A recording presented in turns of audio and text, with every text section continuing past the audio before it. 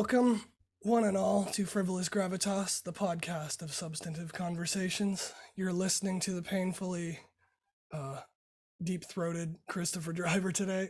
Sorry, my voice is still missing, but one day I'm sure I'll find it. It does sound like it's getting better. So, No, it's totally not. well, like marginally. It's been over a month now, like nonstop. But anyway, we'll power through it, such as our love for our listeners and viewers alike. Just But with me is the always philanthropic and benevolent Mr. Jordan Roy. I'm Christopher Driver. And today we're going to be talking about charity. The subject is obviously a wide, sprawling one, but we'll start with some definitions of terms. Basically, the easiest and simplest definition I came across was just from Google. And it says an organization set up to provide help and raise money for those in need, which I think pretty much everybody can agree that's the whole meaning of the word charity, is just to help the needy. I think that's the organizational, but charity can also be a verb, being the act of charity, giving to another. Yeah, and I think we'll talk about both. Yeah. The organization's obviously going to be flawed, but so is the act of giving just for the sake of self-infatuation. Yeah, it's on every level. It can be a bit, it seems so like, I think the thing is that with charity, a lot of times the basis of it is I'm doing a good act. And if you're doing lots of good acts at once, you can form an organization that can do larger good acts. And I think... So maybe just to start off, we'll start off at the individual level. Mm-hmm. And then from that, we'll graduate to the larger organizational group level, because I think the motivations are very similar, but the benefactors are very different. So it's probably easiest to start at a personal level and then just graduate up from there. So in my view, or my estimation, most people's views, but obviously I'm not most people, so I can't speak for everybody.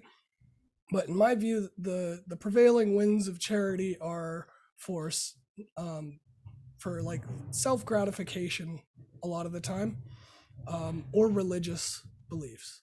So a lot of charity has been promoted and pushed through religious scriptures, doctrines, and so on. Doesn't really matter which faith you subscribe to or denomination or creed, they all sort of have the same type of view towards benevolence. And that's like a social function evolved, in my opinion. That's just beneficial for the entire group, because people are most likely to pass on their genes and succeed in the evolutionary Darwinian sense of success when people cooperate and work together. Mm-hmm. And cooperation and working together means that oftentimes you don't have to necessarily see the benefit directly in front of you to know a long-term benefit is being sustained. And one of the reasons I think for charity, even for being charitable towards people who may not be contributing as much to the economy of a society, might be the general the general points of view, or like the feeling or the sentiment towards giving to people from your community or abroad for that matter, just because it sort of demonstrates some type of quality of moral character or moral fiber from within a group and a community. So it's not necessarily that the charity is there just to make sure that this person becomes more productive to help everybody out. Helping people who don't contribute whatsoever is still helpful, because it raises morale for the entire group, first of all. Right. And second of all, it lessens the harm of the people who care about those unproductive people who receive the charity, because those people can then become more productive and benevolent themselves, knowing that the group has their family member or their loved one in their hearts and minds. Okay. You covered a lot of bases there. So what happens when you let me speak. My notes couldn't keep up. So there's, where do I want to start though? Where can we unpack? Like the individual doing it, I can see like there's a couple reasons why they would do it. And you covered on a couple of them. But at the base of it, it seems that when you have people engaging in, say, just a fair exchange, I'm going to help you bring in the harvest or pitch the bay hails or hay bales. Bleh. And but that's not charity. I'm getting something out of it. There is, you're paying me and I'm doing the work. There's a fair exchange. Um, so charity often comes with this element of sacrifice to it, and it's not a new thing at all, because you see it in a lot of religions, which you did bring up, and I think it's worth getting into that because that's kind of where it originally came from. You see it heavily um, in my mind. Specifically remember Christianity and Hinduism, where the act of charity was an act of karma, and therefore should be celebrated. You are doing something karmically, and then everyone can share in it if they celebrate the charity. So acts of charity are encouraged to an extent, whereas in Christianity, charity, well, it's probably, but we know better because of our proximity to Christianity a bit, is that the teachings of Jesus say, be charitable. Blah, I don't know the exact quote. I'm sure one of you guys can come up with it. But there's an element of, help others, do unto others. If you were starving, you'd want someone to give you food, that kind of thing. But there is also this metaphysical kind of reward to it. But in Christianity, if you make light of the metaphysical reward, then that's self-serving, and therefore you already lose. So you kind of need to be more like Saint Francis of Assisi, that kind of thing. Renunciate and give to charity. This is wrapped up a lot in the what would Jesus do, but then it keeps, maybe it's just my modern mind, but I doubt it, is that there still seems to be a give and take there. It's not just this poor person's starving, right? What do I do about it? I can give them food, I can give them money, I can give them, whether or not what I think they're going to do with it. I guess one of the questions is, does it matter if I give them money if that's going to reflect on me metaphysically? Or if there's people there, does it change the equation? I think let's maybe start with,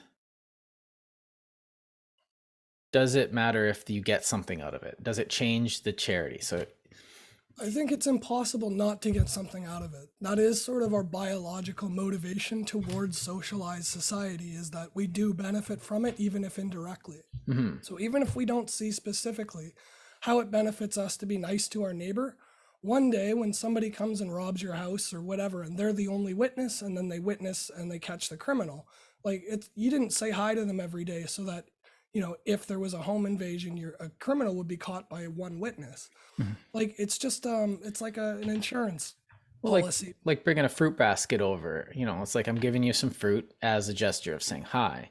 Yeah, and I'm talking very low level, oh like yeah, biologically, why we're predisposed towards it is because it benefits us all individually on the whole, like on aggregate over a lifetime, just like insurance does. mm-hmm.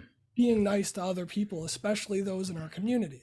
That's why almost everybody is community first, then city second, province third, nation fourth, humanity fifth. Yeah, Right? and that's Stick to the ones closest to you because they affect you the most. It's very unlikely that being benevolent to somebody in Ukraine right now is going to actually physically change or affect your life here, unless, of course, they declare war and we all spend money on them going to war. But that's neither here nor there. Send them some ammo. But I don't think it's really possible though to willingly sacrifice to without any expectation whatsoever of it being reciprocated, like materially reciprocated. Mm-hmm. But I think the reason we feel good about it and the reason we're predisposed to generosity and benevolence is because it was like a survival mechanism during the evolutionary process.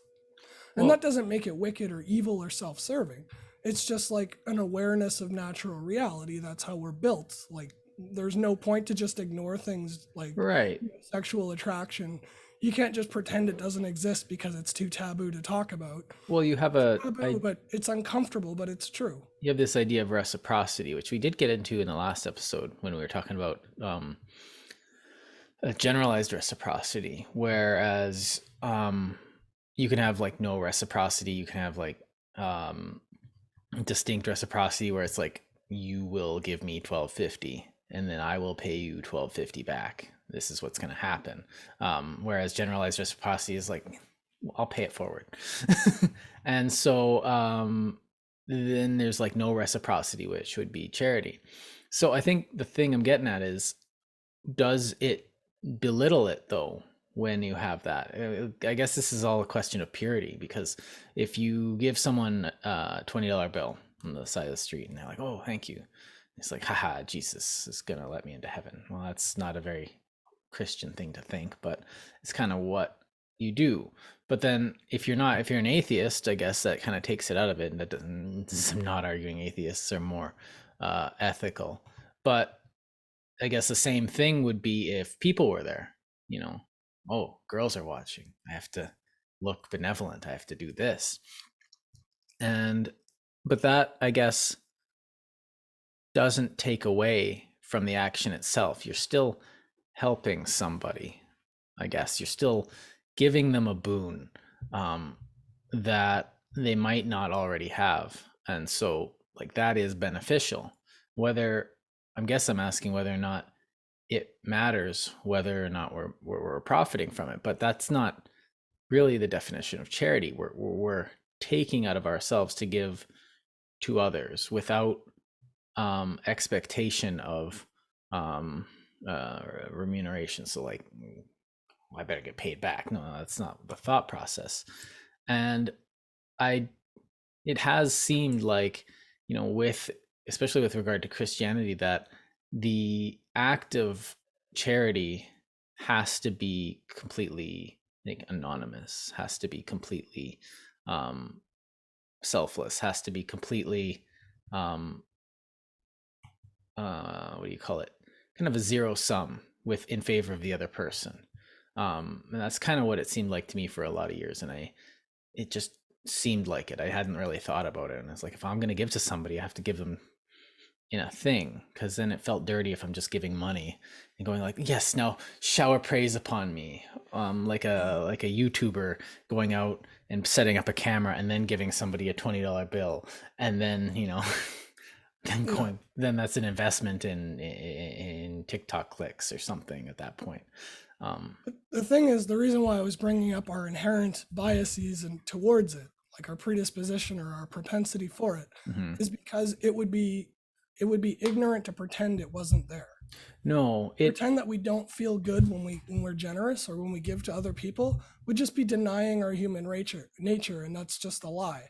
So with that in mind, to suggest that charity must be 100% perfectly altruistic is unrealistic, because no human being is built like that. right. So there has to be some sort of self-gratification that we get, because otherwise you're not human. I don't know many aliens who walk around pretending to be human, but they might exist. Right. So even the person practicing pure altruistic charity still gets to go around feeling like they've practiced pure Yeah, altruistic charity. the nun in the convent or the monk in the monastery or whatever, they're sacrificing their lives for a greater good of, like, producing um, thought and existential, you know Yeah. what do you call it, they're pushing the flow of the Tao or whatever they're doing, right? They're achieving They're not grace. just doing it because they were told to or because they believe it. They're doing it because they believe it, but also because they feel it. Like, they believe it because they feel it. Mhm. And when I promote charity, sorry about the dog. Well, when When I you bring promote up, charity, it's not yeah, about the reciprocity. Charity to me isn't about feeling bad about it or neutral about it. It means specifically that there's no demand on reciprocation.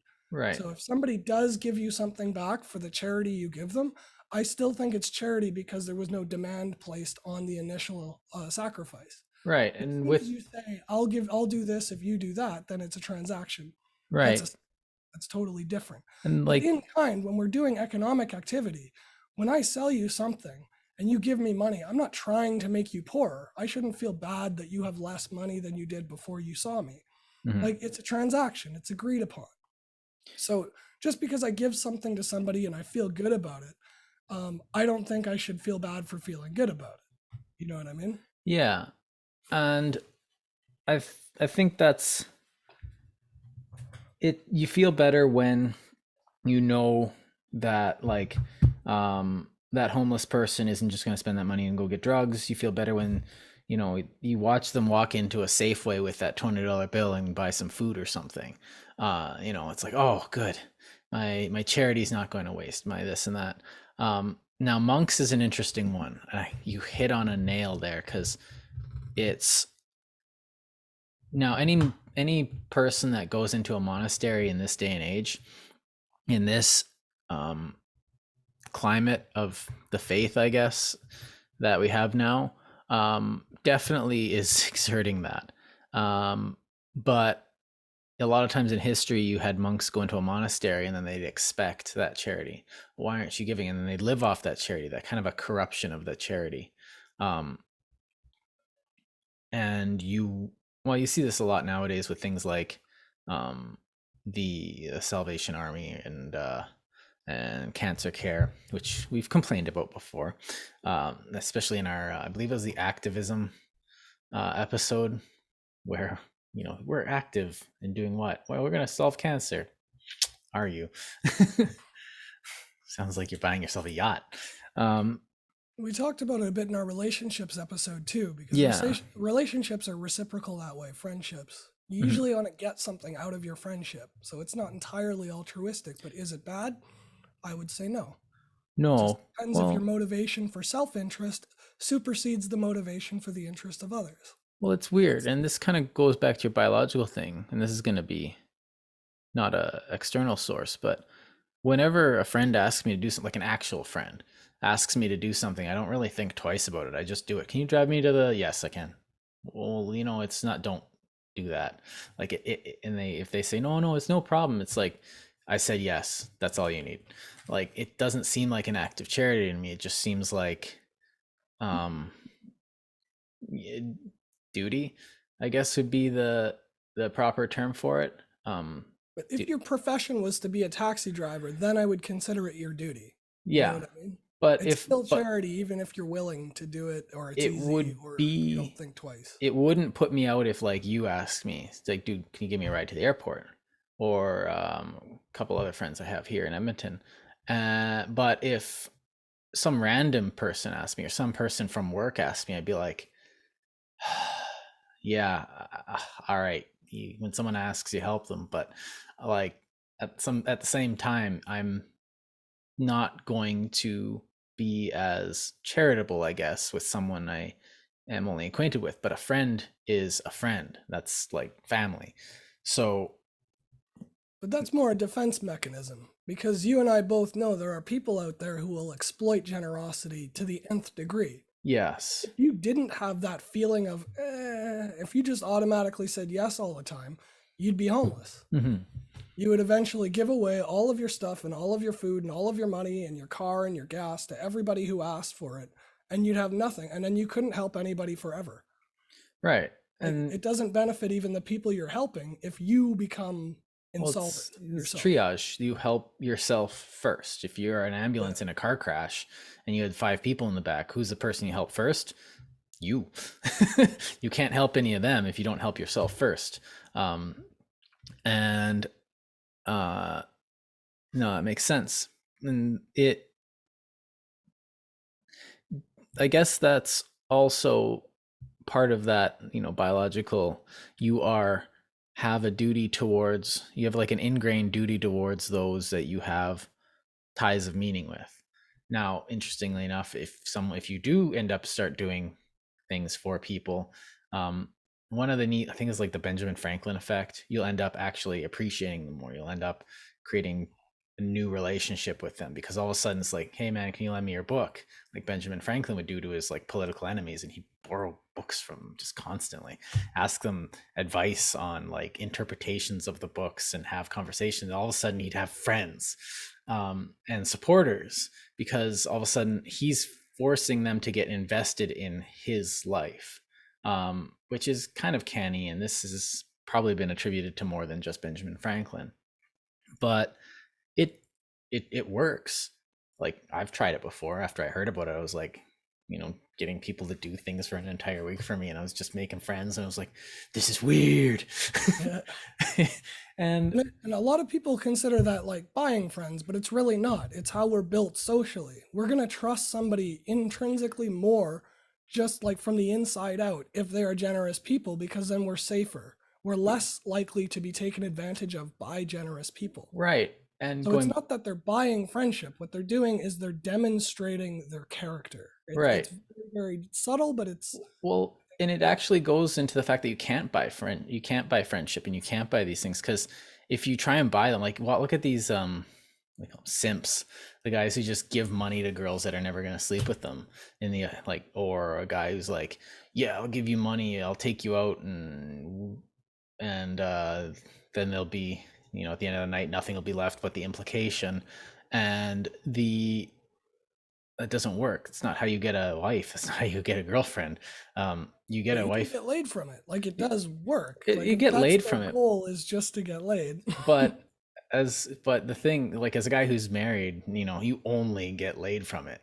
At this point, it's like getting laid is like, I guess that works, but like, I've got a But even wife. as a teenager, like if we go to a bar and stuff and a girl asks me to buy her a drink, it's one thing for her to like not talk to me because I don't buy her a drink.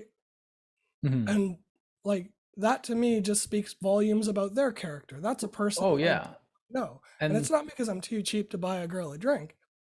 I want to know that they actually care about my conversation before I buy them a drink. And I don't think that's well, selfish. you I have to, think that should be standard, but it's well, you're not. making them earn their drink. Plus, when you buy them a drink, by my logic that I've been going through, is that you are predisposing yourself towards her, but in no way predisposing her towards you. There's Yeah. no, like, you're only making, and that's what she wants. She wants a bunch of guys that she can choose from, and fair Yeah, enough. I'd love that opportunity too. But like if I don't get it, like you don't get Yeah, it. but it seems like you're making a trade, and it's like, oh, I'm giving charity so I can get laid. It's like, no, she's using you, and like, so you do, like, charity. This isn't some, like, oh, I gave to someone and now I feel good, and a lot of people just leave it at that, but it's definitely a lot more complicated. And one of the things I think that makes it more complicated is that corruption, because when I distinctly remember giving, some guy was a bit pushy, and I learned my lesson, and I gave him, 10-20 bucks, and then you just feel bad after. Like, why do you feel bad after giving money to a um giving money to a homeless person? And then me and my wife, we were both there, and we just both felt like absolute garbage for like 2 days after doing this. um and we couldn't figure out why. We had to just like sit down and think about it, and it felt like we got swindled. Like, this guy is just like, oh, blah, blah. He's doing the whole act, he's doing the whole thing, he's confusing you to get the monies, that performative victimhood that the all the homeless people play. And you just go like, no, and then you feel like, oh, I could have been good, or I could have been a saint at that point, but then you actually do it, and then I didn't feel like a saint at all. I didn't have that that stimulation that tells me that that was the way you should have acted at that point. That's usually a good sign. It's the But not logo. all homeless people do that. No, not only all homeless people do that. Well, in Winnipeg, there's that one, the Toonie lady. Yeah, like she's notorious for it. But the thing is, if um if you know that there's a biological trait that you can exploit for profit, Yeah. everyone will do it. It's not just the homeless toonie lady who runs around screaming in the middle of the street, frantic. I'm so hungry. Like it really jerks you to hear it. But once Mhm. you've heard it 8 or 9 times, and you're like, lady, like you want a job? And she says no. That's it.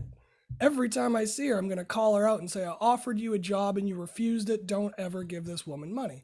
Not because she's not needy, but because of the way she's trying to exploit people for personal benefit. Right. I think that's cruel to pull on people's heartstrings and make them feel like you're dying right in front of them and all it would take is $1 to spare her death. That's like the emotion she's conjuring up from it. But she's been doing it for like 10, 15 years now straight. Yeah. Or Like, you pointing her out a couple times. yeah. She's hard to miss. And the thing is though, that is a type of swindle. That's no different from the snake oil salesman, going town to town and selling people garbage because they have this hope and a wish that this will suddenly cure their ailment. Or it's And selling of then ditching town so that indulgences. nobody can, track you and get their money back or beat you up or whatever. Yeah. Well, and they can come up to you and they're homeless people are getting smarter. It's obvious, even in my lifetime, because it's, give me some money, give me some money, give me some money, and now it's like, hey man, how's it going? You look like, and they like give you a pitch now, and they and they There's try and probably a Udemy course for it or something. oh, I How don't to know. panhandle effectively. Well, they do teach each other because like the successful ones are successful. They make sometimes I remember being working minimum wage and I'm being like a bit jealous of how much they make, but there's a price. But they they'll come up, make conversation, and they'll ingratiate because it's some random guy comes up to you, and this goes back to I guess what we were talking about before. Comes up to you, say, Chris, give me some money. So first of all, I know your name. And you're like, oh, Jordan needs some money. I should probably get my wallet out. And if I've got like a scar, it's like, what do you need money for? It's like a taxi to the hospital. It's like, Yeah. but you're like, dude, I don't have my money on me. Can you spot me tonight? I'll pay you back when I get home and find my card that I left in my other jacket, like an idiot. Charity, I guess. But then, some random guy comes out and says, hey, Chris, or not Chris, they don't know you. Sorry. Yeah, bad example. Hey, you look like a guy who did this and that. Give me some money so that I can pay my bar tab. And you're going to be like, no, well, it's charity. We'll always be charitable. But there's something about that situation that doesn't know, which is why they, make you invest themselves. You're telling them about your life. Oh, hey, how's it going? Oh, I'm this and you're this. Oh, now that we know each other, give me money. And Yeah, you can and see it that's where coming they a mile exploit away. human behavior because they know that people are drawn towards storytelling, right? Right. Like you talked about this a lot in history episodes and things like that. Mhm. So knowing that people are susceptible to sort of warm up towards people with a story or a backdrop or some sort of tragedy or whatever, they will just come at you. Not all of them, obviously, but the ones we're speaking of in this particular moment and instance, Mhm. they will come up to you at a bus stop, completely blindside you, make you pull out your headphones, say what, and then they will just start telling you about every tragic thing they can imagine. And there's another lady in Winnipeg here who actually carts her kids around on this beat up old stroller, and she says like, do you have any directions to get to like Henderson and the perimeter? I'm not from around here, I don't know where that is. And if you're from Winnipeg, it's way on the North. outside of the city, and the city's sprawled out, so even for a small city it's a really far way away. And she makes it sound like she's going to walk there overnight There's with her nothing there kids for in our strollers. viewers. There's absolutely nothing at that intersection. Yeah. And people will give her 10 or 20 bucks because it's a long cab ride, even all the way down there. Even with no traffic, it's a $10, $15 cab ride. Yeah. But she makes an entire day's worth of panhandling in like 30 minutes because she puts her kids on the street and whores them out, and she manipulates people. And that type of demand for charity is abusive, in my opinion, because you're preying on people's ignorance, and you're also preying on their humanity, the humane part of them that makes them want to be good, decent people. So at this point, it's not even just about like, I have a little extra here I want to give you. You're like getting people who don't even have enough food for themselves to give that up to help this person. Yeah. And that causes more harm than good. You see them 'Cause wearing like those fancy like sweater sports. I don't know, whatever people wear. I don't know what you call it. blazer? No, not blazers, but like fancy hood wear. Uh, like they've got all the fancy hoodies and like jeans that are more expensive than mine. I'm just like, so I remember like sitting there, like one guy's wearing a hockey sweater. It's like Canadians or something. Um, and I'm sitting there going like, he's like asking me for money. I'm like, dude, you're wearing a jersey. Jerseys are like 100 80 bucks. bucks. Yeah. It's like, no, sell your jersey. Like, I'm just sitting here like, no, I'm going on my way to make like 60 bucks in 8 hours. Could you off? Your jersey's worth more than I'm going to make today. Like, And so, after railing on these types of people for a bit, I just want to flip it upside down and say, on the other hand, people who are deserving of charity, if you don't have the money, there are other ways you can be charitable. yeah, So, a really lonely person in the hospital might also need money. But if you don't have the money to give them, you can sit beside them and talk to them and keep them company. I've done that So, it before. doesn't just take rich people to be charitable. And that's a huge misconception, I think, with a lot of people, like just broadly today. And the evidence for my thinking this way is having spent time in the hospital, I saw tons of people who didn't get any visitors. Mm-hmm. That to me is tragic because there are tons of people who are on social assistance who don't have jobs or kids who could be sitting there just trying to help the community out, and they choose to watch TV instead. They Mm-hmm. choose to self gratify instead of spending just a little bit of time and energy making giving reprieve to somebody who actually needs it, somebody who's actually suffering.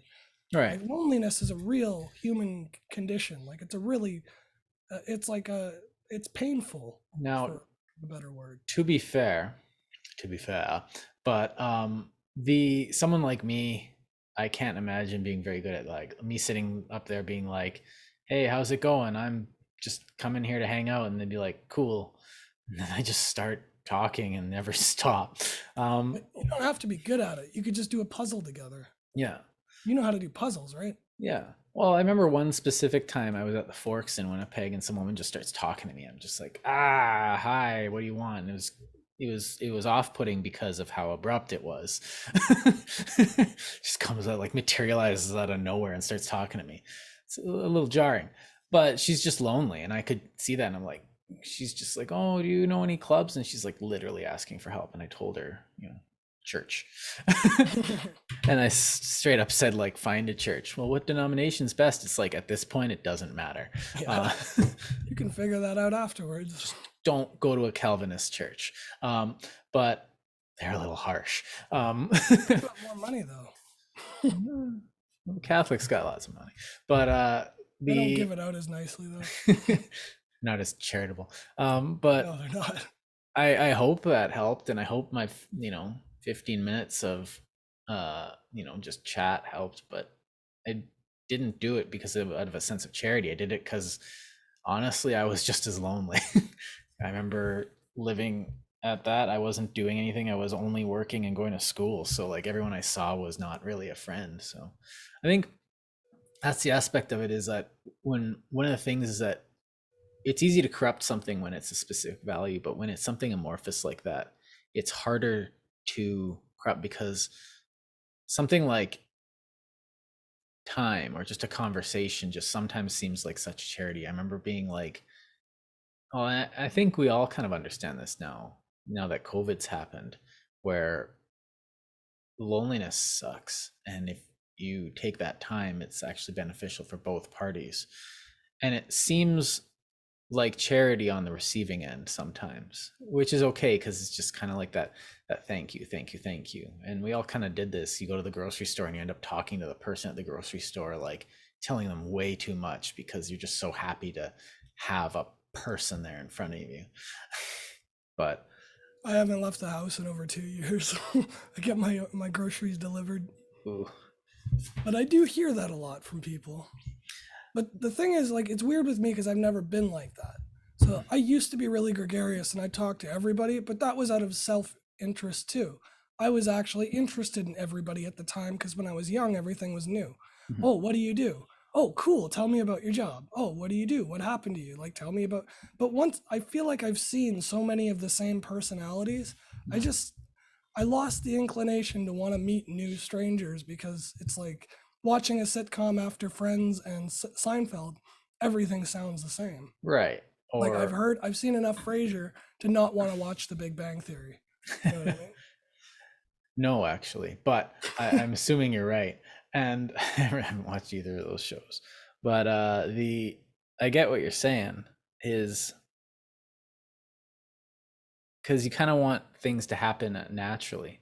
You want if someone's gonna come in and um, have a charitable impact on your life, um, then you want it to happen as a matter of course. You want it kind of to flow into your life because that just it brings meaning to it. Because a person, aside like at a party, all these people are just people.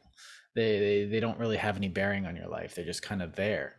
But when things happen, I don't know, you meet someone at work and it just clicks, and all of a sudden there's meaning and trust and all that stuff there, and you form a relationship not with this person 837B who is personality type A3 or something, and you don't form relationships with like that. You form relationships based on um, the history, the story that you've had with that person over the course of time, which is why getting people to do things for you adds them into your story, and now they're in your story, and you are um, they're invested in you, and now you're invested in them, which is why the girls always say no when you give them stuff, because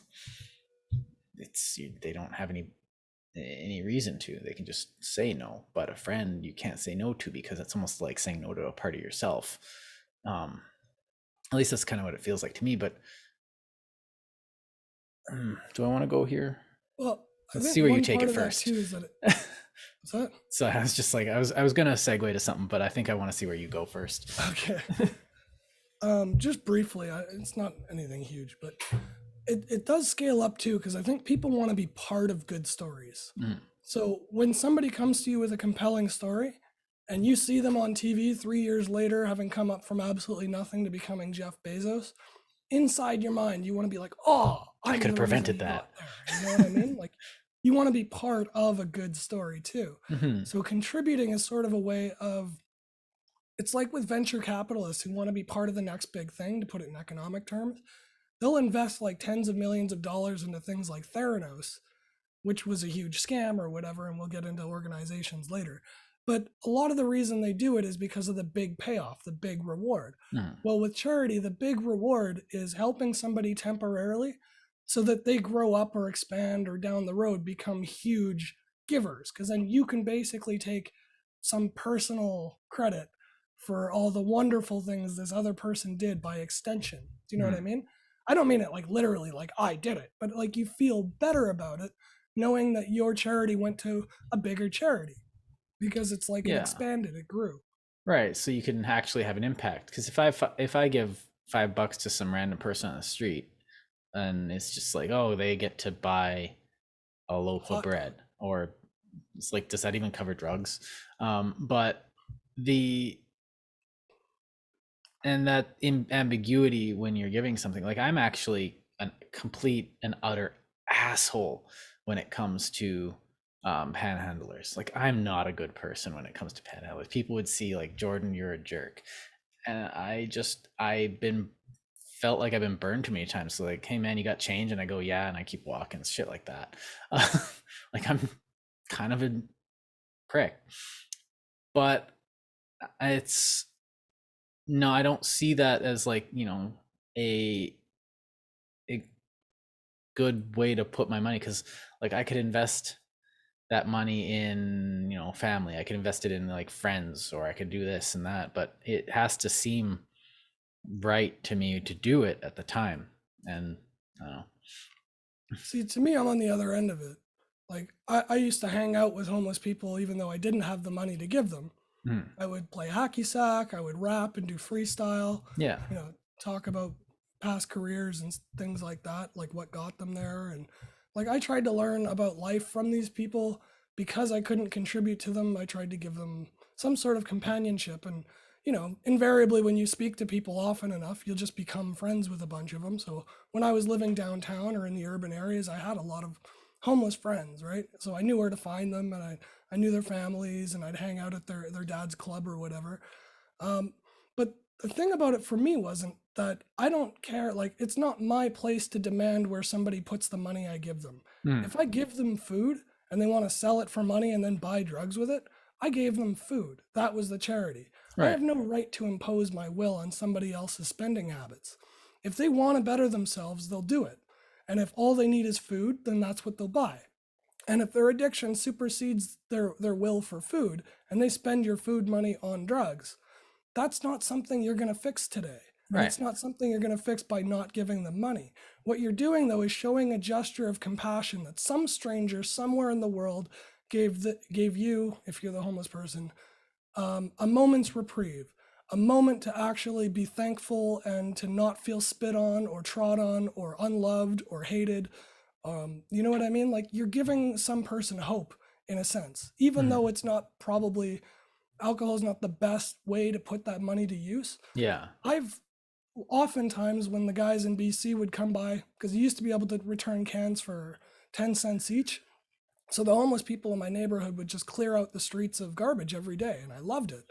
I would hand beer off my balcony to these guys just to like hang out. Yeah, they do that in Alberta. I would take my recycling and just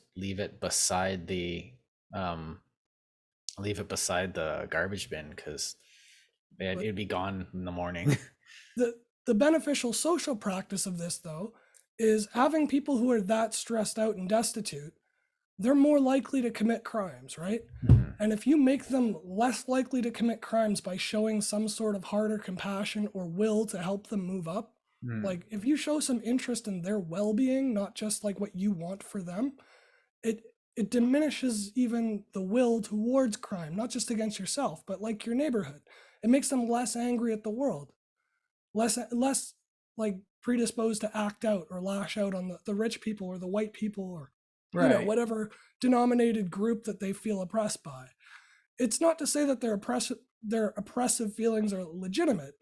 It's just to say that their feelings are legitimate. They're allowed Mhm. to have feelings, Yeah. and whether or not those feelings are justified is irrelevant. They have them. You got to deal with them.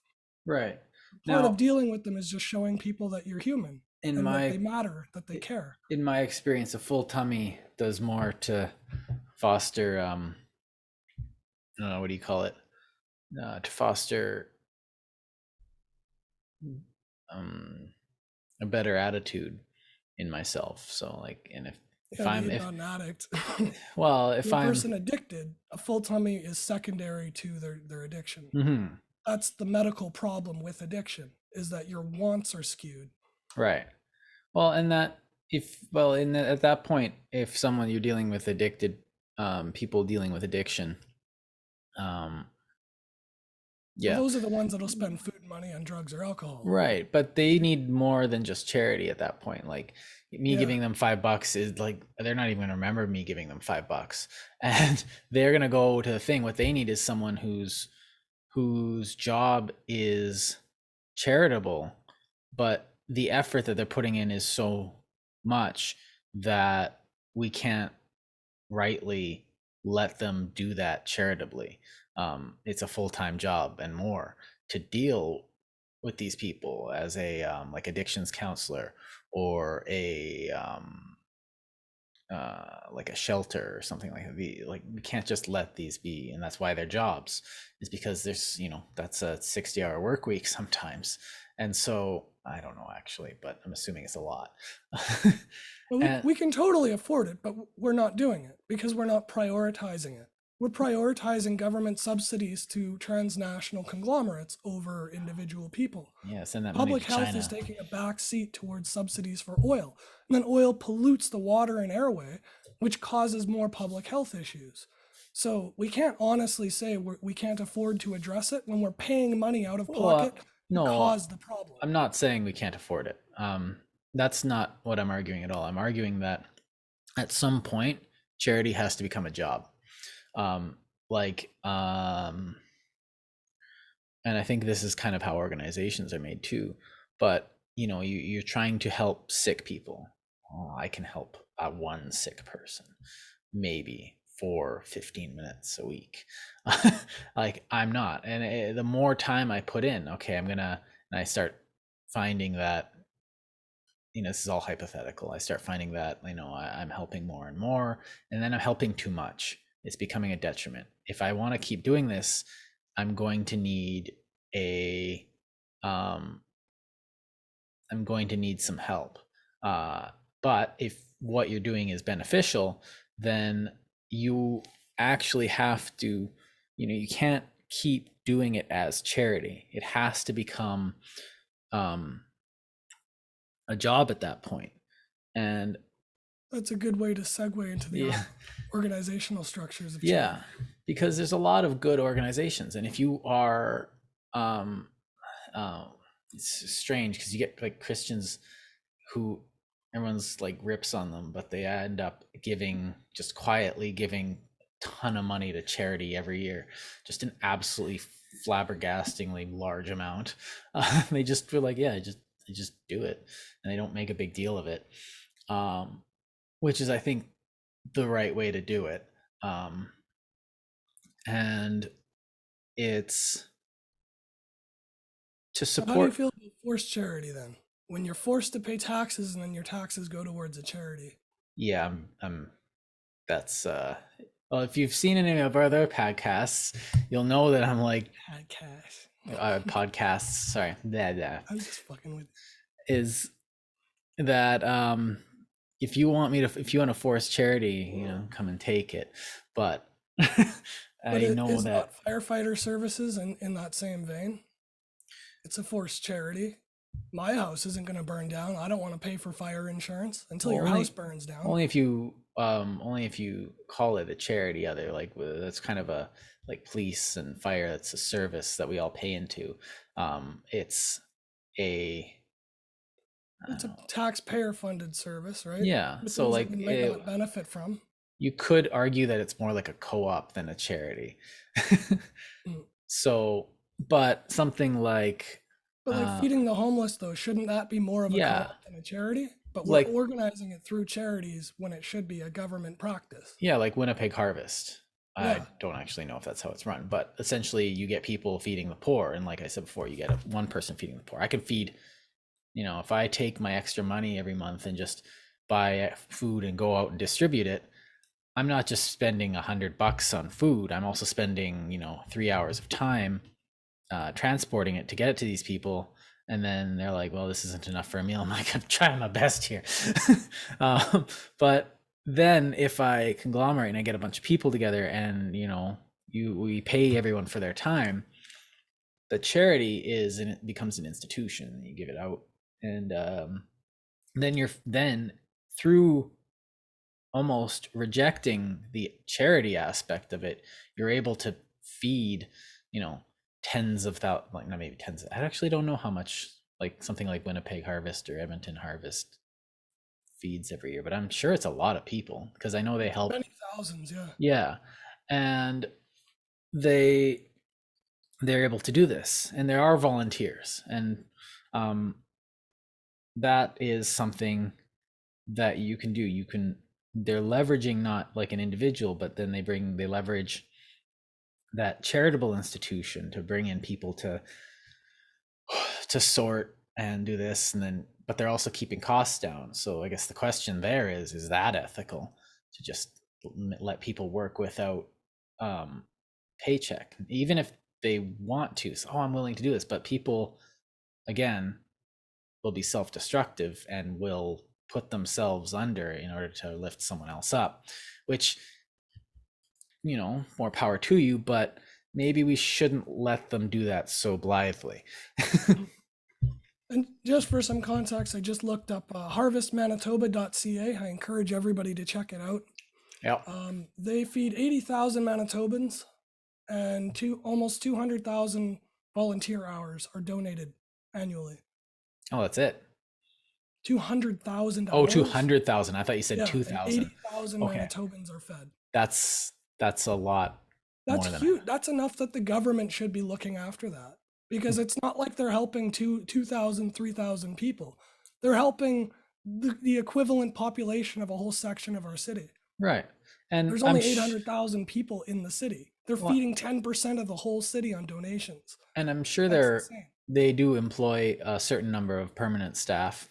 Yeah, Um, accountants and lawyers people and that ads they have to put on TV. They need film people to make the ads. They need, Mhm. all kinds of project managers and stuff.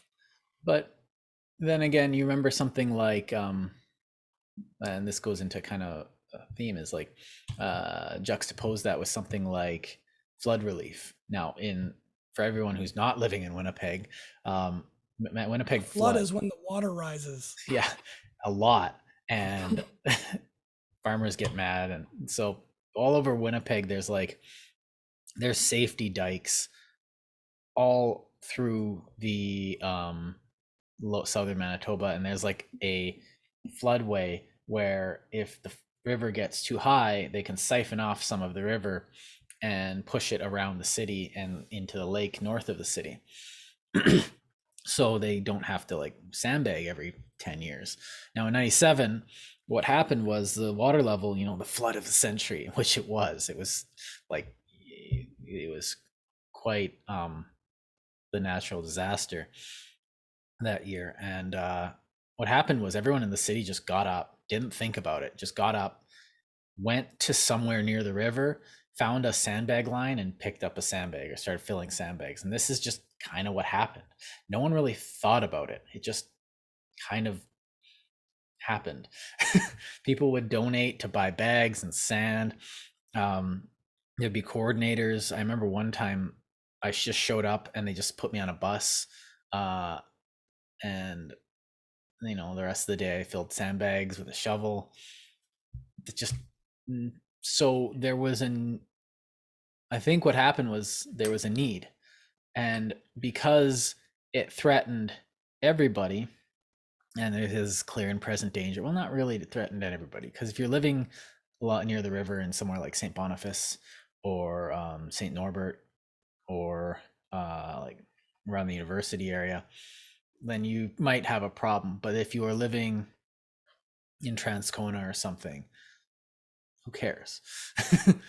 For more Why? relatable examples, though, think of Hurricane Sandy in New York and New Orleans. They had people from all over the country Yeah. going to New Orleans, or 9/11. You had firefighters from all over the country Yeah, going those to guys just 9/11. walk. They're like, that seems like a dangerous cloud. And then they walk in. Yeah, the Texas snowstorms are the same thing when there was power blackouts and Mhm. stuff. LA from the earthquakes. So Yeah. it's And not I like an think, isolated thing. It's what humans do innately. We yeah. just respond to crisis in a community-centered way. And I Not think, everybody, but most people have the inclination at least to do it, even if they don't do it. well, and I think that's where that true quality of charity lies. That kind of like pure charity that I was, you're never going to get pure charity, but if you want to get, if you have a pure charity, that's where it is, where you don't think about it, you just do it. And that's that's the zen, that's the flow, the Tao right there moving through your life. And But contrast that with those truckers that went to Ottawa and ate all the food from the homeless shelter. yeah, I don't want to get Like into they that. raised what, like $8 million or something, and they didn't spend it on like a food cart to feed their own protesters. And then they ate from the homeless people's plate, the donations from Ottawa like citizens, and then they blocked the roads off from Ottawa citizens. Yeah, that's not a Like, how charity. selfish can you possibly get? That's how selfish. Well, anyway, I don't really want to get into that now. No, but it's an example of how people are very self-centered even in their benevolence, right? Right. They see no problem looking after themselves on somebody else's charity. But a lot of people also see no problem taking from charities for personal gain, like our prime Right. minister. Well, like, yeah. Well, I think a more concrete example um, would be something like Cancer Society, which you got into, but also like the Salvation Army, where like you get these budgets which go over, and there's people that get into it with that sense of just get up and do it, when on multiple different issues. So you get people like, oh, I need a sandbag. I'm just going to go out and do it because it's something, you can do. Um, but then some people feel the same, I'm assuming, when they pass like a, what do you call it? Like a harvest cart saying, please donate food to the harvest. It's winter's coming. It's going to be hard. And stocks are low. Giving blood as an example. But like also like little league teams. Well, you want the kids to be able to play sports, and you just put money towards it. You buy a bunch of balls, or you rent. You make it so that they have enough money to rent out time in the arena or the pitch. And I think when it doesn't come from that, you get a lot of, I think what you're describing are grifters, I think is a good word for it. Somebody who's playing a grift. They're out for the profit. They see an opportunity, not to help, but to make a profit or to. I think they believe sincerely that they deserve it, though. Yeah, I probably. think the people who take from charities believe they earned it or that the charity is there for them. Like that's its purpose and raison d'etre. That or they're nihilistic, which is in Or that case. sociopathic or whatever, yeah. Yeah. Like politicians are sociopaths. Like Yeah. straight up. When a politician takes from a charity like Trump or Trudeau, they are doing it just to ingratiate their already rich selves. There's no qualms about that. But for most people, abusing a charity service is like I earned this through my hard life kind of mentality. And I've heard that a lot from even the homeless people I've talked to. Mm-hmm. They feel entitled to it because they've had such a hard time, as if nobody else in the world has had a hard life. They think, That. Oh, go on. oh, they'll have this mentality that, well, if you're doing so much better than me standing in front of me right now, it's because you didn't have it as hard as I did. And that's a really false, what do you call that? False equivalence or Yeah, whatever. it's a false Make equivalent. believe. Well, you have this, I don't have this, and you have that. And the thing is, like, you don't know that guy in the suit's life story. Like, if you look at me now, I'm wearing collared shirts and, and dorky sweaters and, a nice jacket. But if, I don't know, you can't really see the scars underneath. Like, there's One of the some. most annoying things is when people assume that smart people are born smart. It's Mm. so frustrating to me because it like downplays all of the hard work and effort that it took to become intelligent. Intelligence Then, is a potential that you need to hone like a knife right. And constantly. then somebody who's got a learning disability can still become super smart, but just by assuming they're smart, it doesn't just negate the learning a normal person would have to do. It negates even the extra effort they had to put in to get there. Right. So, Like I, you're smart, but what have you done to use it? Like if I get two candidates, one who's like they're both equally smart, but uh one's put work into making it better and like, put that sacrifice in, I'm going to be more likely to I'm going to be more charitable towards the one who's, you know, acquiring scars through its use rather than just saying, well, I have it, so give it to me. It's like, well, we all have these things. See our last episode. We're all equal. We all have this. It's what you're doing with it that matters. And mhm. like it is charity at some point to bring someone up to a place where they can use it. That's like that equality of opportunity that apparently is a racist term now, I don't know, but that's what we mean by that. It's like we need to bring people to a place where they can suffer just like us and not suffer like them. Yeah. It's a better And suffering. mind if I put it? Yeah. I never hear it put this way, and I want to put on record briefly like the economic term for it. Um, Instead of trying to bring people up to a baseline level of opportunity, which is like abstract and impossible to measure, we should be considering things in terms of marginal utility benefit. So we talked about this in our economics thing. If you have one ice cream on a hot day, it's worth a lot to you, but your 10th ice Yeah. cream that same day probably isn't worth very much.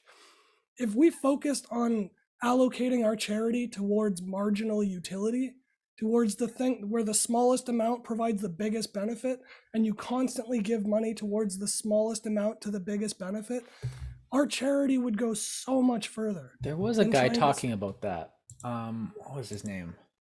I'll look it up while you keep talking about it. Oh, okay. That's all I wanted to say was just to mention it that way, because most people talk about the equality of opportunity thing, and it's just, it doesn't mean anything to most people to hear that, No. and that's why they'll turn it into like, oh well, you're just being racist, or you just want to help black people, or it's not about that. If a small tiny contribution can help a whole group of people greatly, whereas giving that same contribution to another group of people helps them marginally, we should all agree that it's in everyone's best interest to use the funds to their biggest benefit. We should all agree where that money goes, regardless if it benefits us or not. That's it. I found it. It's Good. Bjorn Lomberg. And he runs charities, or not a charity, but a government, not a government, but it was a thing where it's a group that, Nonprofit? I believe so, that I don't want to say it, I don't know, so I believe so, that essentially acts as a consulting agency, so they can go, governments and companies can go up to them being like, I want to actually make this money help and not have it just fly off and get stolen by, freedom fighters, or opportunists or something, or just something that just doesn't work. And so they do studies and say, like, what's the cost benefit analysis of, I don't know, certain things. And there was like nuclear energy, how to get people fed, certain like enriched rices help a lot, stuff like that. One of the things he came up with was cure tuberculosis. And we haven't been doing any research on it, but if you cure tuberculosis, the net gain to society will be, exponential. We don't even notice it. Make sure, and one of the other things was fix infant mortality, and that'll have one of the math, like, and it's just stuff you wouldn't think about, but they just did a statistical analysis and Bill did. Gates does a lot of that. That's why he invests in mosquito nets. Because, Yeah. like, for a $5 mosquito net or a $3 anti-malarial drug, Mhm. you're saving a person's entire lifetime of Yeah. productive labor. Right. It's a no-brainer. You'll make $5 in off of profits from the things you sell, wholesale from them, or just from things you sell to them, like water and food, or from tax revenues or whatever. You'll make $5 off a kid, no problem, over the course of their lifetime, like, but in spades. It's just so straightforward. Keep people alive, Mm-hmm. keep people fed, alive, and healthy and educated. And that's not to force people into health or force people into, but when people are desperately begging you for it, then yeah, feed them. It's in everybody's best interest. They'll make more money, contribute more to society, both in economic terms, but also in morale. Mm-hmm. Like, people can be proud of where they come from when you don't leave people to die in your streets and step over them and pretend you don't notice them. Right. We don't feel good about ourselves having cities like that. So why are there bad areas of cities? Like, we're rich enough, we shouldn't have a bad area. Yeah, well, if you stop prosecuting any theft under 950. Well, the biggest problem is we don't prosecute theft over 950. Yeah. Well, When a over. property management company bilks a whole like building out of their tenants or condo owners out of their money because they didn't do their job, and there's no recourse because the people are homeless now and they can't afford to go to court and wait 3 years to be paid back. Like, you're not helping anybody by not processing a police report when there's evidence of corruption. Yeah. Well, So it's. the biggest problem isn't that we're prosecuting people for small amounts of theft or damage. The problem is that we're not prosecuting people for huge amounts of theft and damage. For the Right. corporate crimes that we don't prosecute, it takes a million other small crimes to make up that same Like difference. And those those. are spread across people so that they're affordable. Those losses can be afforded to a greater group of people. Right. Whereas a corporate crime, like Intel getting out of a $9 billion fine from 2009 that they never paid to the EU, $9 billion. That's like a third of our entire year's like revenues as a EU would government. just spend it badly. But no, that's a joke. Crime that's that bad. Mm-mm. You can't just let them off the hook for nothing and then blame everybody else and say we don't have money to feed poor people or build affordable housing. Right. It's flat out bullshit. It's favoritism towards the people in least need, and that doesn't benefit anybody except for this tiny, tiny percentage of people with a voice loud enough to convince everybody else that it's in everybody else's best interest. Mm-hmm. But all it takes is a little bit of forethought and think, does Intel really need to not be prosecuted for $9 billion, but we do need to prosecute all these people for marijuana possession? Well, this Like, is you're using, and unfortunately, this is sad, but you're doing what this Bjorn Lomborg guy is doing. Is like, what if we added critical thinking to the charity process? yeah, And that's exactly what I'm which is hard. advocating. Like, well, and that's why Canada did this. Like, all of a sudden, it's like, okay, we have a net negative from having ban on marijuana in multiple areas. So let's just let it happen. You know what happened? Well, crime went rampant. No, you opened up another sector of the economy, probably employed another like 3,000 people across the nation at least. And now people don't have to worry about looking over cops over their shoulder to smoke. But is this charity? No, it's just sensible politics, I guess. But which kind of Where I'm makes me talking think. about charity, though, is the money that you get from companies that commit fraud and get Mhm. fined. And Yeah. then when you A, don't find them more than they made from the crime, that's money that can't go towards fixing a charity problem. Like Yeah. Manitoba Harvest should be funded by the government. Everybody wants those 80,000 people fed. And not every one of them would starve to death without Manitoba Harvest, but that's not a good baseline. Well, you wouldn't have starved to death, you would have just starved. Because nobody can work or learn properly or raise kids properly or do other charity themselves if they're not fed. Like, you're crippling yourself at the knees by not helping people get food and shelter. I Now, mean, and education and security and my stuff thought too. is And shelter you'd eat every single day. my thought is that the Winnipeg Harvest model. Now we're only using this example because we both know it. Yeah, it's a good one. Yeah. but We want to promote them. but I don't think there's anything wrong with the government not being involved in a charity, because like, oh well, why doesn't the government just do it? Because Manitoba Harvest is doing it. And that's, to me, that's okay. You have this group that's saying, okay, we're gonna leverage people's goodwill and in charity in order to actually do the charity on a larger scale, which seems, it's got that corporatist feel to it, which makes you feel like, oh, corporation's bad. But it's like, I really don't see anything wrong with it. If it's doing the thing, then why stop it from doing a thing, or why let the Because it's government? vastly insufficient. And they're begging, and it's tenuous. People just stop donating, the whole thing collapses, and people are starving overnight. Like, Right, but it's not. if the government decides that, it's not enough, then the government just starts begging it. Like, it doesn't, like, it But this doesn't. is how operations management works based on expectation. When you can reliably expect for an income, you can plan ahead and get cheaper food. You can have cheaper distribution lines. You can have like organization. You can't do that when you're hoping for money coming in because you can't sign a contract unless you know you can pay for it. Like you can't say I'm going to schedule 5 trucks if only 2 trucks worth of food comes in. You have to do everything last minute. And I mean, Manitoba Harvest is big enough they don't. But the only reason why they can't do more with what they already have is because they can't plan ahead. All they can plan is 1 year. Right, we are assuming that they aren't getting money from the government. No, they are getting money from the Yeah. government, but it's not guaranteed. And what I'm Hmm. saying, things like fire safety, police services, and food, access to food, the basic thing humans need to survive. More than police, we need food. That should be a government service. I'm not saying we should be giving them like, you know, steaks and all, but like a bare necessity of food that we create here in our own province or our own country. Right. Eggs and bread, super cheap. Get it straight from the farm. Way cheaper than getting donated like cans from a bin at Safeway. Hmm. Like you're paying 4 supply chains to drop something off at Safeway that could have gone straight to the harvest. It's a Right. waste of money. And they're doing really well with the money they get.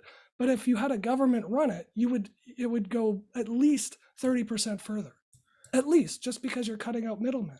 And I'm people would have better nutrition. skeptical because the government's really good at making, adding middlemen. um Yeah, but you're skeptical based on not actually watching the operations management of supply chains. If like Companies don't do things well. They do things to the bare minimum they can to make money. Like they'll pack foods full of preservatives and say it's safe because it's just barely safe for consumption. They don't do it to help people get food. People aren't selling food like Kraft and stuff trying to give people nutrition with Kraft dinner. That's why it's better to have a government run a program like this, because not only would you get it cheaper and you could plan more effectively for a charity, you'd actually be providing nutrition and that same reliable stability of a supply chain that the farmers also want. Like if Safeway and Loblaws or whatever stop buying stuff from farmers, the farmers then have an oversupply, which then drops the prices, and then the farmers lose money, which we then subsidize by the government. Right. Why go through that whole chain of subsidies to pay off a company and let them have just-in-time production when you could just plan it directly with the farmers and with Manitoba Harvest? Like, it doesn't mean you got to take over the organization of Manitoba Harvest. Right. It just means guarantee them some funds so that they can plan effectively. That's all I'm saying. It makes sense to have basic needs covered by a government because that's what we do with all our other basic needs. Well, you're essentially describing a grain dole, which is, I guess it's a British, which is common. Which is a Brit. It's like one of the Romans always used to riot. If you read Roman history, it comes up so often where, you know, like we're not getting our grain dole, where it's just, Soviet history too. Well, no. They just didn't get it. Yeah. But a lot of times when you read like Roman history, like one senator won't be providing the grain dole for the city, and then Caesar comes in and says, well, I'll pay for it, and then, you know, the citizens love him, you know, that kind of thing. But it was an expectation of the lower classes of the plebs that the patricians would, you know, act charitably to them in order to you know, ingratiate themselves to the plebs. So this is a pretty common thing. They build buildings, they'd, you know, fix roads and say like this road was fixed by, you know, Tullius Fabius Maximus, and all the plebs would be like, put their name on a park bench or something. Yeah, it would be more direct though, because they wanted to be seen as, you know, providing for the public good. So like most public projects were private projects in Rome. You didn't really get any public projects till towards the latter half of the empire, I would say, where, you know, that's still active today. We still put people's names on plaques on park benches if they donate $10,000 to a park. Right. And because they want, you know, they want posterity. We do this in the museum. When I was working in the museum, certain rich people would invest in the museum, which we'd be like, thank you, thank you. And they'd be like, well, I want my name on a plaque, so say call this the so-and-so gallery, and we'd be like, sure thing, don't care. And I want you to store my valuables for me and provide security and insurance for them, and then I'll let you display them. Like, there's all kinds of that would actually go against the mandate of the museum. We can't really, museums are such they do it a lot in the States. Oh, maybe. But they do it in Germany too, at the Guggenheim. And oh yeah, oh well, that prestigious level, then they have money to, in a lot of Canadian museums, the shelf space, like they can just afford the shelf space they have in the museums. We were playing Tetris on some of those shelves with a lot of those artifacts. So can you store this? And we'd be like, no. Where? But getting back to the charity aspect of it, though, it is a tit for tat sometimes, and I don't see a problem with that as long as it's mutually beneficial. Right. And as long as it's not preferential, like one person's choosing to help this guy over this guy. Yeah. Well, you ultimately have to do that. Like, okay, then if you're going like, I want to help only this race of people, unless they're that's always going to happen when there's one person in charge. Like, you need a group of people like agreeing on it, and then the group has to be accountable for bad decisions. Yeah, but then I guess comes the trolley problem. Like you have like James and Sally come up to you asking for $20, and you only have $20 to give. And so you're like, well, I got this $20. Everything else is slotted for my bills, but I can give this $20 away. And so like you say, okay, the variables matter here. So you say like, who do I give it to? Well, you give it to the white person. No, it's racist. No, I give it to, you know, I think women have it harder, so I'm going to give it to Sally. Or I think the guy has it harder because he's got, you know, a kid or something. that he's taken care of, so I'm going to give him the $20. Or you could just go eeny, meeny, miny, mo, or you could do like the Gordian knot and just everyone gets $10. But you really do have to make these calculations when you're giving charity, which is why, like, I think the thing is, But you that's where can't. you get down to that marginal utility thing. If all three of you sit down and say, okay, what are your problems? What are your problems? How does money solve both of those problems? Let's the three of us decide who should get what. Yeah. Well, and that's often what happens. Oh, it's not. Well, Somebody's making that calculation most often. yeah, and like, oh, sorry.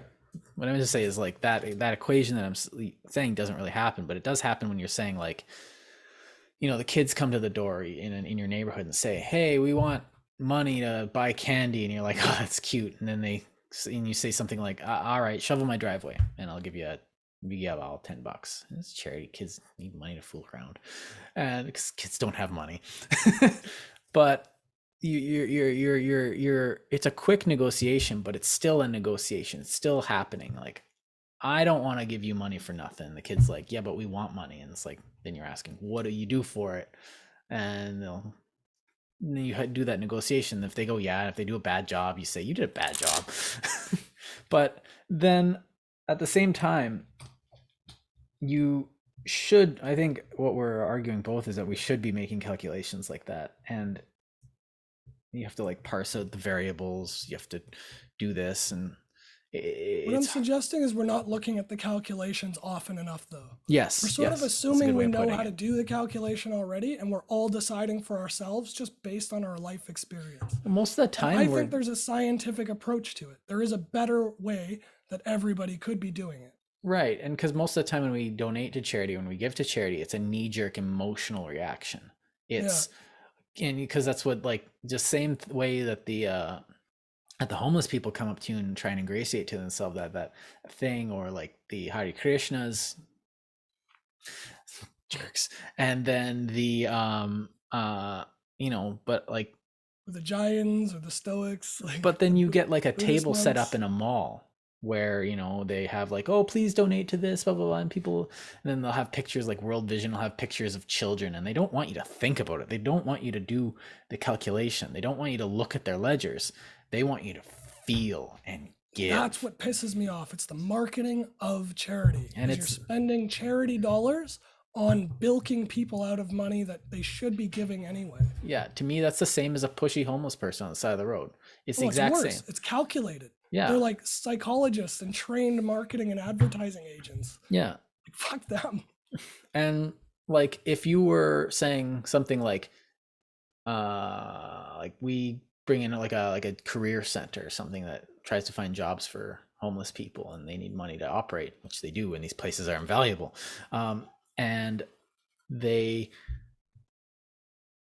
tell you, we employ this, they do this, we do this, but if they can say, don't you want someone to have a job, it might work better, and then you might get more money.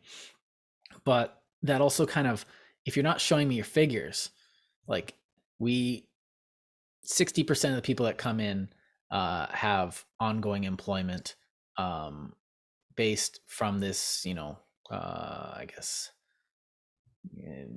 headhunting. So I don't know what they call them, like job finding or career center, where you go in, you say, I need a job, and they say, well, what can you do? And they're like, I can hold a shovel, and they're like, good enough, let's see what we got. And that's a good place.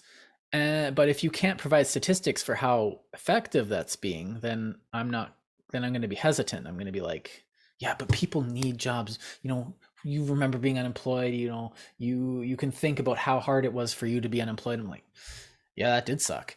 And they try I and don't play. get why we don't have data for this. Oh, they Again, probably it's just do. it's a matter of management. People are trying to hide and scalp off the top for themselves. Well, I'm saying that's a good way to find out if they're not willing to show you their figures. It's a good way to determine whether or not they are actually scamming people, which is why a lot of legislation towards charities is,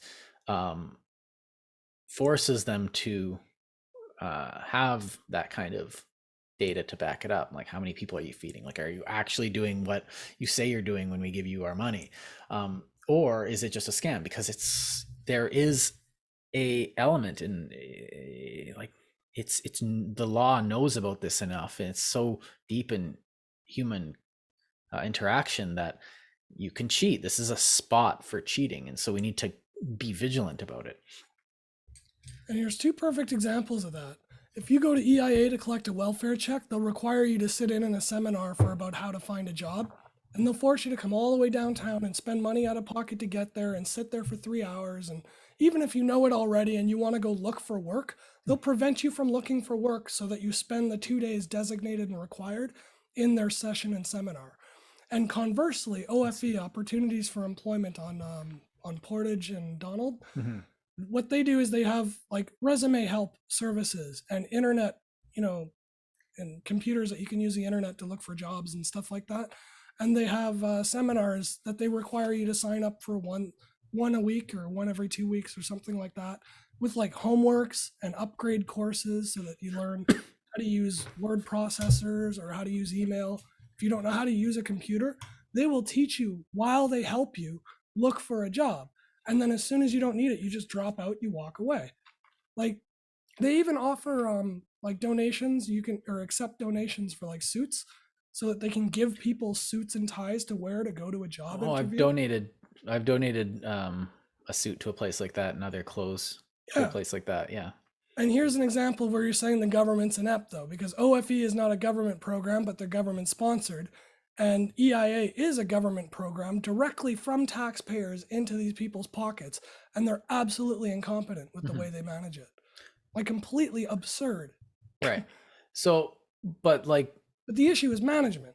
All well, I you got to think do is fire somebody who's incompetent at management and hire somebody who's better. Oh, right. look, we got a job posting in a job center. How hard would it be to find a manager? Well, you're also showing that sometimes, like, because the other thing about that is that you have an idea. Well, we'll give them training and we'll teach them how to do this, and it sounds good. Like a lot of stuff sounds good when you say it, and this is the problem with just truth in general, is that it's not always exactly evident what's true, because like you have, well, I've got people in my life, as I say every other episode, who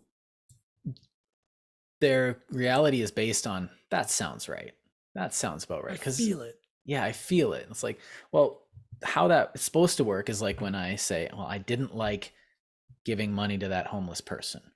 This is not the sensation I was expecting. And I have to sit down and logically think as to why my sensation is like that. Not take the sensation as the fact, this bad, but take the sensation, oh, that I don't feel like that's right. And then that's not the answer. That's the signpost that says take this path down and think around this area because there's something here. So, and a lot of people just go and say, okay, we need to help the poor. Well, how do we help them? Well, what don't they have? Well, they don't have houses or food. Okay, well, we need to give them food. Okay, so we'll give them food. Everyone, you can't really say like, well, distribution, we'll get someone to distribute. Okay, let's give them a house. That's a little harder. Well, what Give them access to one, though. right. Well, I'm not talking about like what would work. I'm talking about like what feels like it would work. Well, we need to give them a house. Well, how do we get a house? Well, we'll build some government housing and we'll put them up in it, and then they'll have a shelter. It sounds good. It feels good. It's a lot more complicated than that, though. And so, you get places building like infill lots and, all these and public housing, and it seems like it works. But then at the same time, when it's done in certain ways, it really doesn't work. Like, you see But something even like, then, a lot of people think that those solutions feel wrong. They mhm. think that I've had a hard life and I managed to do it, so they Oh should yeah, be able to manage to do it themselves. And that's where I'm getting at too, is our logic is so flawed and we're aware of it. So we should all agree that we should take up a scientific method to approach these problems. because I'm We should definitely all agree on our the own methods of calculating are personal. They're subjective. right. My intuition, which is what this is, that feeling is, my intuition says, nuts to them. If they can't figure it out, they're digging their own grave. None of my business. And that's what, like, I'm a harsh guy. I've always been a bit of a harsh guy. And I'm aware of that, which is why I can say, maybe I shouldn't be so harsh. Um, And maybe when I'm saying no, is it because I'm being harsh, or is it because I actually think this guy's going to stab me? Um, and so I have to weigh that, and I have to weigh it against my intuition sometimes because, well, every path is, you know, fraught with dangers. But I think there's a there's a few axioms I actually want to go over before we finish. Shoot. Two. Shoot. Oh shoot. I don't know, which one do you want to go with first? So the first one is the road to hell is paved with good intentions. I think we covered that already. Yeah. So briefly on that one. What's the other? Teaching a man to fish does more than giving him a fish. And I think this one, because we have a lot of charity, and when you say it doesn't work, this is often what the argument is. Don't give a man a fish, teach him how to fish. And because you want them to be self-sufficient, you want them to be this. But a lot of times people don't go to charity because they see it as just giving someone a fish. They're just exacerbating the problem. They see, and sometimes rightly, charity itself as being a problem and being maybe the problem in some situations. Now, with something like flood relief, you can't exactly, you have to give a man a fish. You can't just teach a man to fish because it's like, well, I should learn that I shouldn't let that much water into my basement. Captain Obvious. Yeah. So teaching a man to fish there is teaching him to ask for help sandbagging. So, but with something like employment, like a career center, a career out, or a job placement center. That's the word I'm looking for. Job placement center. I think they're all synonymous. You did all right. Yeah. Well, career center is like where I go when I have no idea what to do with my life. Yeah, they're usually at the same places though. Yeah. And so when I'm going to a career center, I'm asking for someone to teach me how to fish. I'm looking for that. But I'm sorted. And that's the thing, is that not everyone, a lot of people that are the recipients of these aren't exactly, a lot of them have, no, it's easy. I guess what I'm saying is easy for me to say because like I've got all my ducks in a row. My mental faculties are, I don't have any glaring psychological imperfections.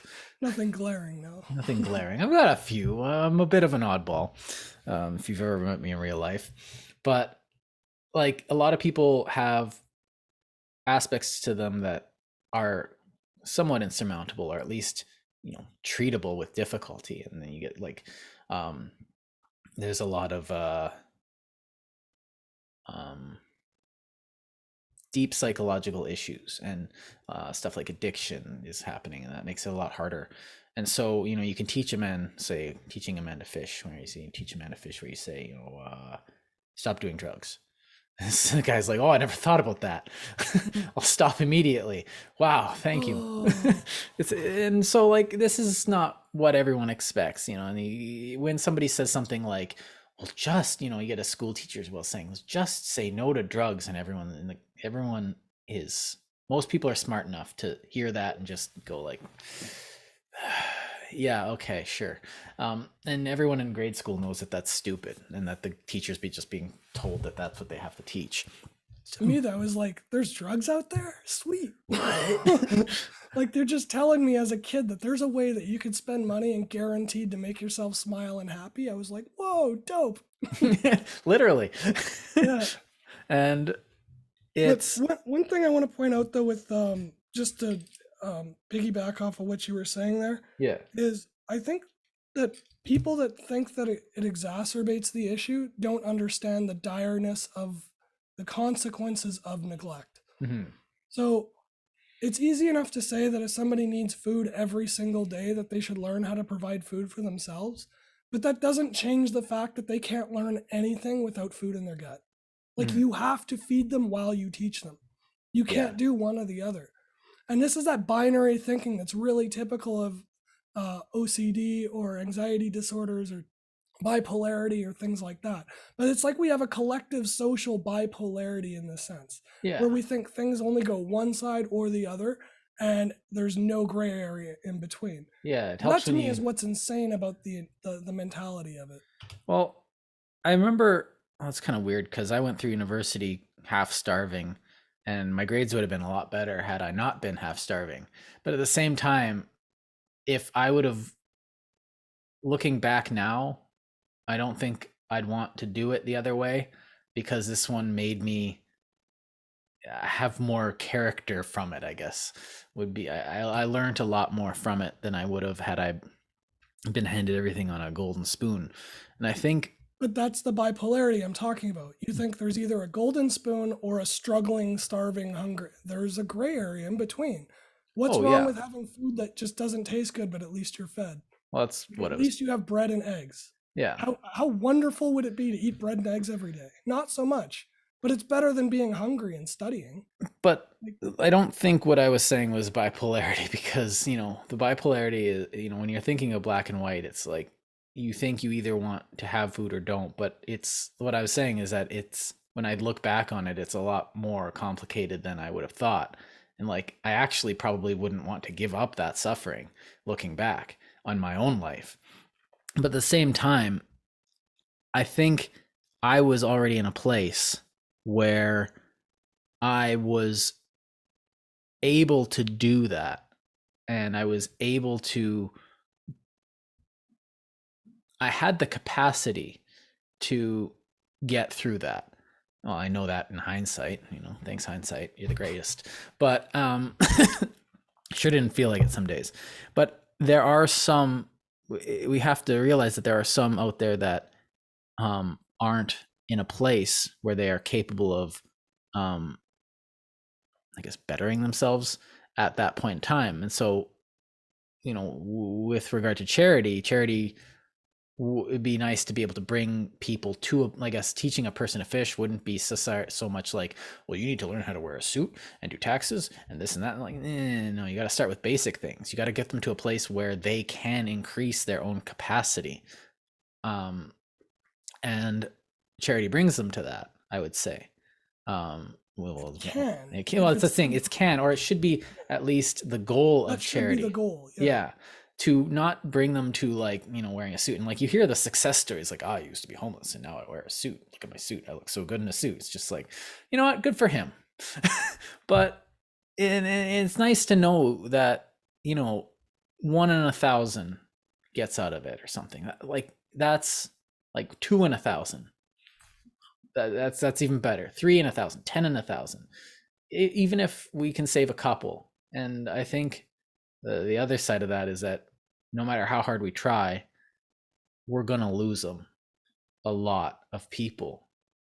But without trying to help them, we failed. But I don't think that we should think that we could save everybody.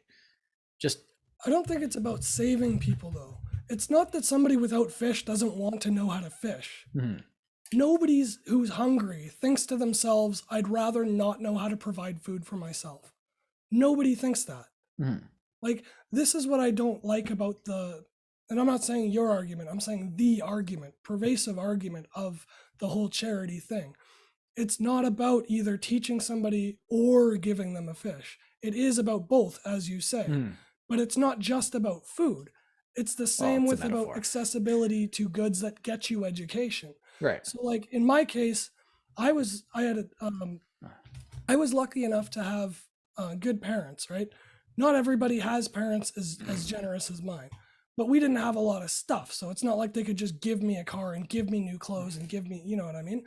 So, like, when I wanted a computer so that I could study after school in my own free time to learn a job that I could do on my own after I got out of school, Mhm. I went to work at like McDonald's overnight, and I did work and school and bought myself a computer so I could keep working and keep going to school and keep studying on the side. I'm not saying that that suffering and that hard work should be negated to make it easier on me, but it needs to be possible. It needs to be at least accessible for a kid who wanted it as bad as I did to be able to do it. And that's simply not the case with parents who aren't willing. Oh, you're working now. You're not allowed to keep your own money. You have to pay rent and stuff. My mom was different. She was like, well, you're spending your money on things that are going to benefit you in the long term. Mhm. I'm okay with you not paying rent until you start wasting your money. Yeah. But And that's because I had a sensible mother. And if a kid's born into a family where they don't have the same option, even if they have the exact same acuity and drive as I did, they still wouldn't have had the opportunity as I had. No yeah. matter what effort they put into, they just would not have been physically able to do it, paying rent and going to school and studying on the side. So what I really want to like just articulate here is that recognizing the fact that giving somebody a fish is enough to get them towards teaching them how to fish. It's not mutually exclusive, one or the other.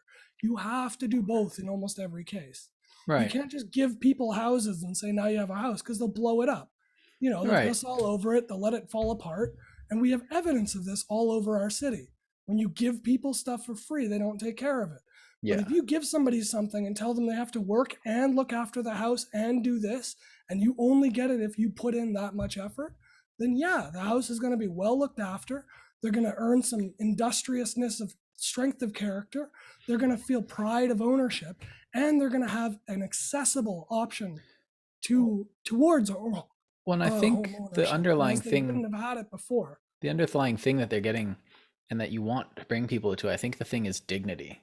Because a lot of what you get from having a job, having independence, having all this is dignity. And you want to bring people to a place where they have that individual dignity, you know, where you're not just some bum, you're, you know, some Steve from the street instead. And when, you know, now you have a name, now you have this, and it's it's a life with dignity that we want to give people.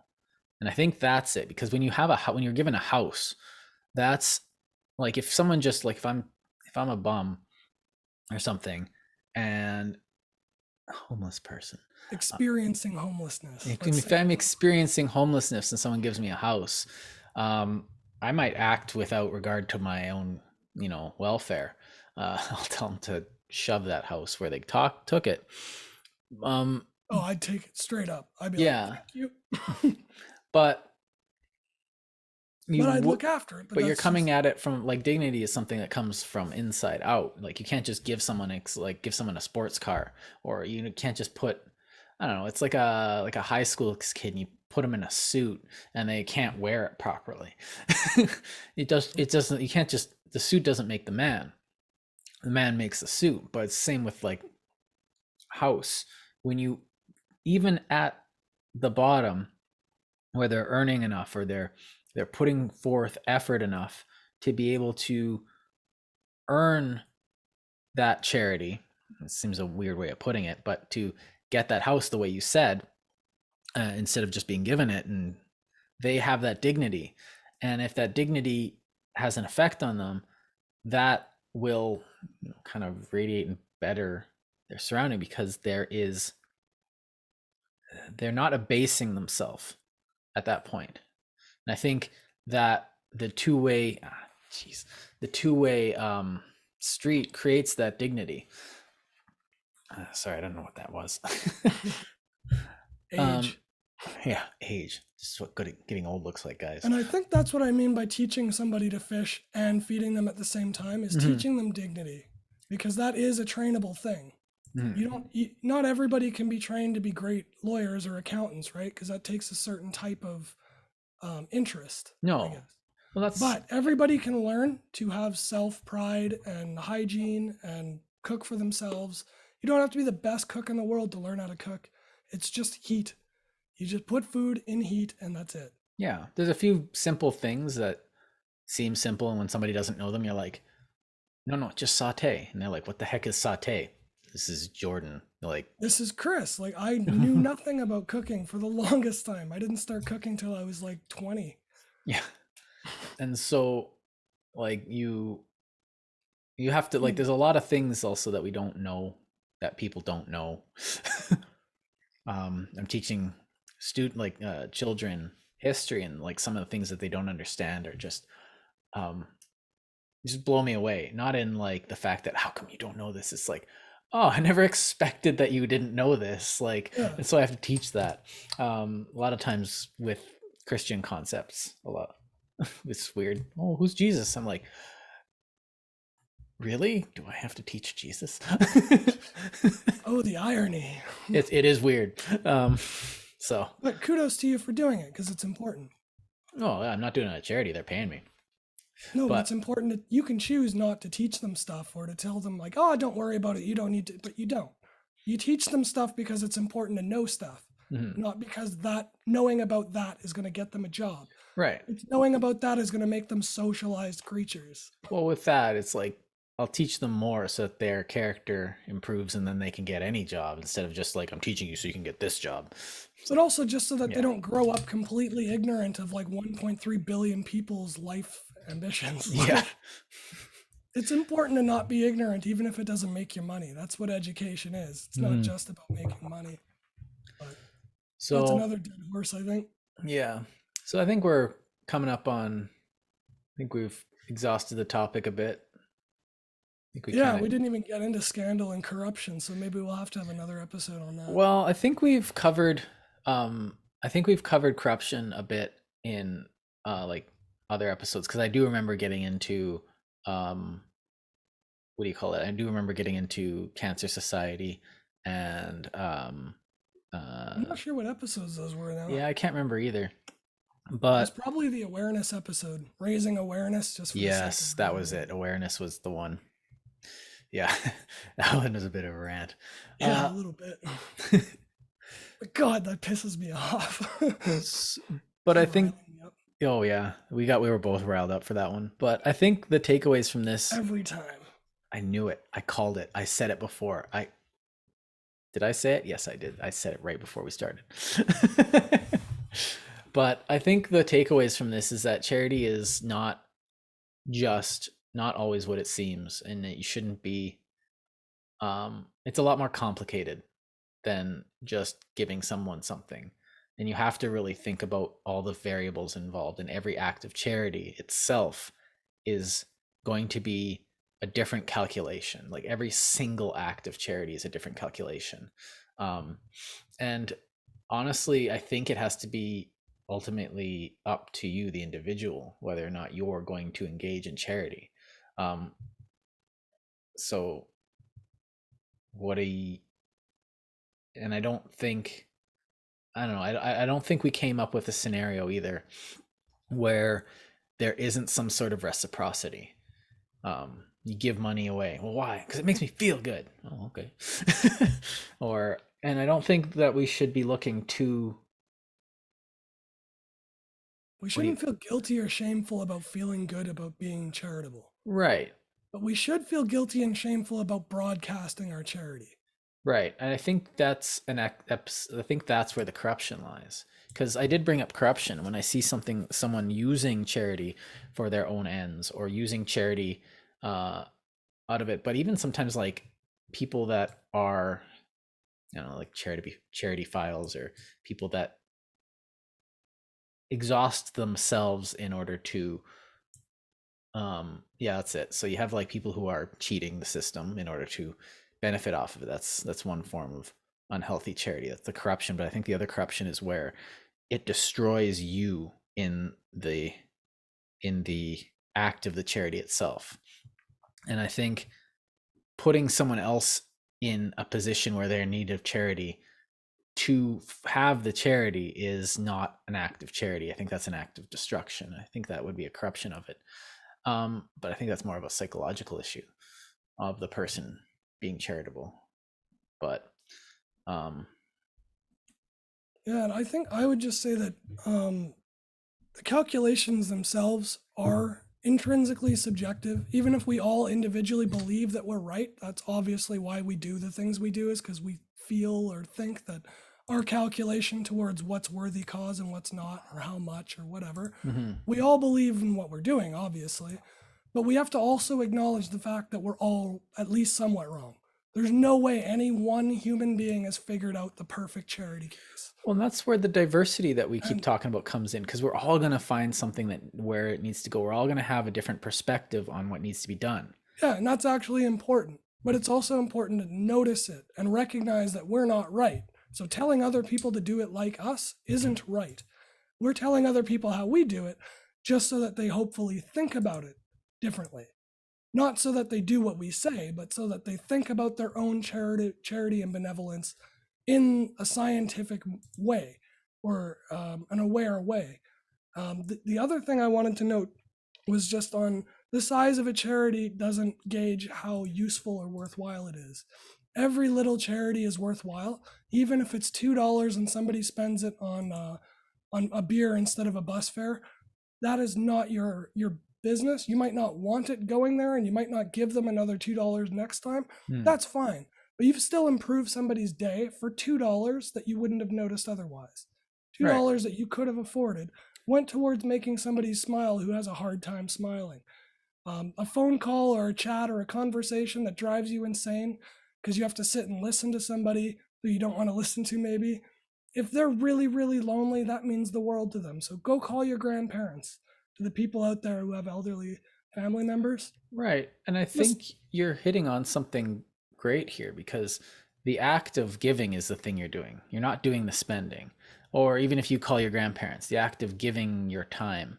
If they decide to swear at you and call you like a bunch of expletives, that's on them. It's like, well, I did my charity, and it doesn't feel good because, it didn't get used properly, but you are giving them you're providing them, regardless of what charitable action it is, you're providing someone with opportunity of a sort, because money and time are opportunity.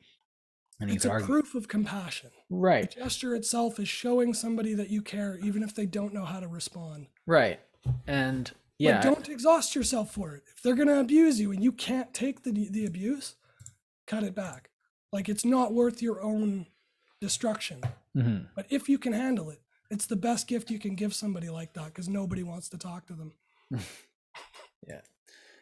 I think. And then other than that, my only last final point to that would be find a cause that you believe in and you can trust, and then it's easier. You don't have to like micromanage or follow every dime that they spend. If you find a charity like Manitoba Harvest who does really well year on year, they never skim off the top or steal, or they're constantly helping people. Find a charity like that, and then it doesn't have to be like this big heavy overload where you always have to like keep tabs on them and what they're doing. Yeah. Because nobody has time for that. Like, honestly. No. And that's not the point of charity either, to micromanage how people are spending your donations. Like, you should just be donating because other people have the time and resources to manage it. Like, that's the point of an organized charity. Yeah. Cool. I think that's it. I've said my piece. Yeah, me too. As much as my voice will allow, anyway. Yeah, we'll let it sit for a week until we record next. So, links in the description. You've been listening to Christopher Driver, myself, and Jordan Roy. Yeah, fantastic duo. If you guys are still listening, comment section be a great place to tell where charities that you find beneficial would be, so that people can find them. So advertise charities that deserve it. Yeah. And we'll see you guys next week. Much love. Peace out.